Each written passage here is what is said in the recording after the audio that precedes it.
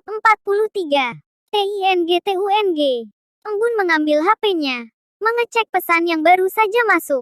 Pesan bergambar dari Danu. Hati Embun bergejolak. Dia membukanya. Embun terkesiap. Apa ini? Kenapa Kai bersamanya? Batin Embun menutup mulutnya. Mata Embun berkeliling. Tak ada Kai.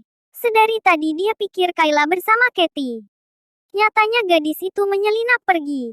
Kai, kenapa kamu lakukan ini? Apa kamu begitu ingin bersama ayah? Sendu Embun. Apa kamu lupa dengan sikap ayahmu padamu? Apa lukamu sudah sembuh hingga kamu lupa goresan yang sudah dia torehkan di tubuhmu? Kayla, Embun sedih. Dia merasa dikhianati oleh anaknya sendiri. Dia juga tahu Malvin pasti sudah tahu jika Kayla pergi menemuinya. Karena itu sebelum dia pergi, Embun menemui Malvin. Namun pria itu sedang tertidur di sofa ruang keluarga. Embun menyentuh wajahnya. Namun Malvin terlalu lelap hingga tak bergerak sedikit pun. Embun mencium wajah pria itu. Mencium keningnya, pipinya, hidungnya dan berakhir di bibirnya. Maafkan kami Mal. Aku akan menjemput Kayla.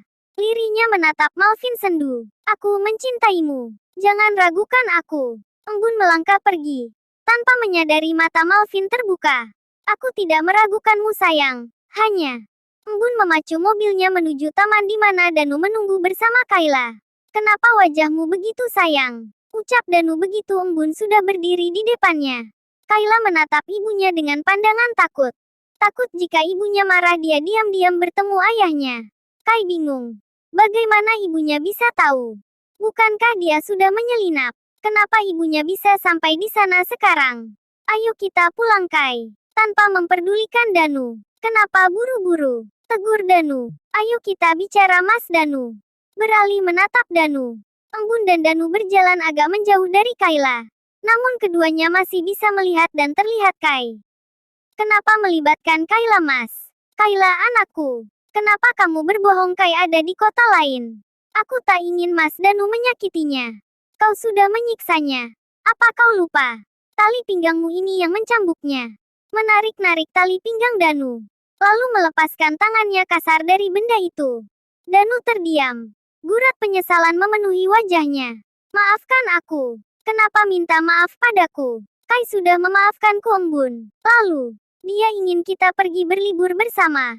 Karena itu, Danu menunduk.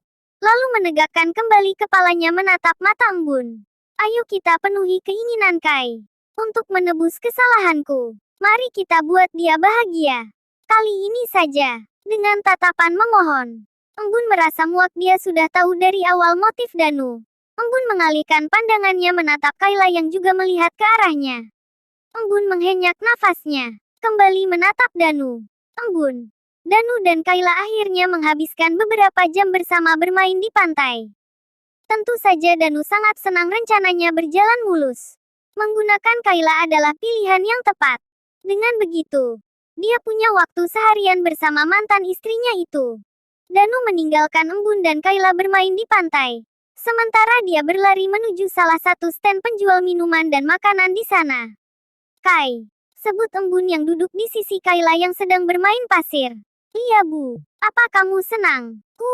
Aku senang. Embun tersenyum tipis. Mengusap rambut Kayla yang basah oleh air laut. Jika kamu ingin bertemu dengan ayah, jangan sembunyi-sembunyi lagi. Katakan saja. Ibu dan Dedi Mal akan mengantarmu. Apa ibu mencintai Dedi Mal? Embun tersenyum. Apa kamu keberatan jika ibu menikah dengan Dedi Mal? Aku. Siapa Dedi Mal? Suara Danu terdengar menggeram. Pria itu sudah berdiri di sisi kanan Embun hanya berjarak 1 meter. Kai menatap Danu dengan wajah takut. Embun menyentak nafasnya. Embun berdiri. Menyamakan tinggi dengan Danu. Itu bukan urusanmu. Melipat tangan di dada. Apa kau bilang? Danu meletakkan 2 buah kelapa yang sudah siap minum itu di pasir. Tentu saja itu urusanku. Sentak Danu yang terbakar cemburu. Siapa Dedi Mal? Merasa tak mendapat jawaban dari Embun yang memilih bungkam dengan tatapan menantangnya. Danu beralih menatap anaknya. Kai. Siapa Dedi Mal? Geramnya menatap tajam Kayla. Berdirilah Kai. Embun menarik tangan Kayla yang mulai gemetar. Siapa Dedi Mal Kai? Menggeram semakin galak. Danu memajukan langkahnya hendak meraih tangan Kayla. Dengan segera embun menutupinya, menyembunyikan Kayla di balik punggungnya. Kau mau menyakitinya lagi? Tantang embun. Lakukan, Mas. Sakiti siapapun yang membuatmu marah. Aku mau lihat sebajingan apa dirimu. Danu tertegun mendengar ucapan mantan istrinya itu. Dia hampir kelepasan. Namun api cemburunya masih berkobar di dalam dirinya. Siapa Dedi Malembun? Kenapa kau mau menikahinya? Suara Danu pelan. Dia kekasihku. Danu tertawa. Hahaha. Siapa kekasihmu? Menggeram lagi. Apa dia yang membuatmu secantik ini? Mencengkram pundak embun.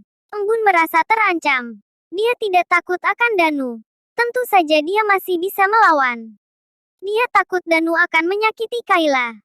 Embun hanya mengkhawatirkan Kayla. Haruskah dia mengalami lagi kekerasan oleh orang yang sama dan ayahnya sendiri? Keluarlah.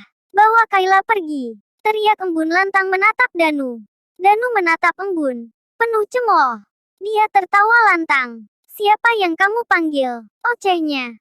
Dedi Malmu. Tak lama Danu terkejut. Satu orang wanita sudah berada di belakang Kayla.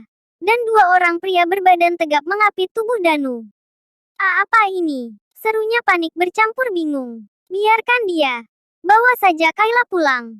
Ucap embun pada dua orang yang mengapit Danu. Mereka mengangguk lalu berjalan ke belakang embun.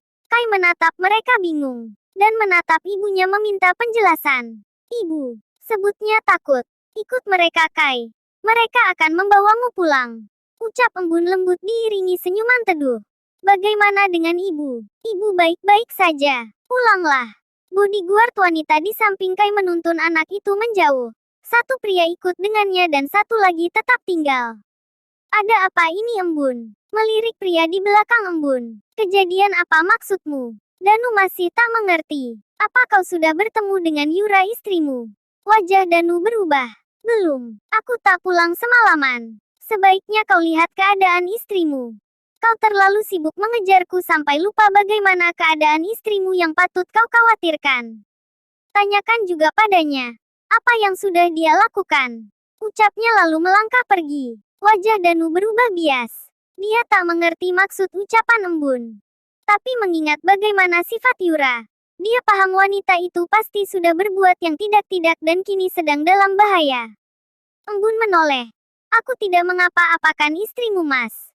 Tapi cobalah untuk melihat keadaannya. Embun kembali berjalanan meninggalkan Danu. Apa yang terjadi dengan Yura? Apa yang sudah kau perbuat Yura? Gumam. Danu frustasi. Pria itu berlari menuju mobilnya.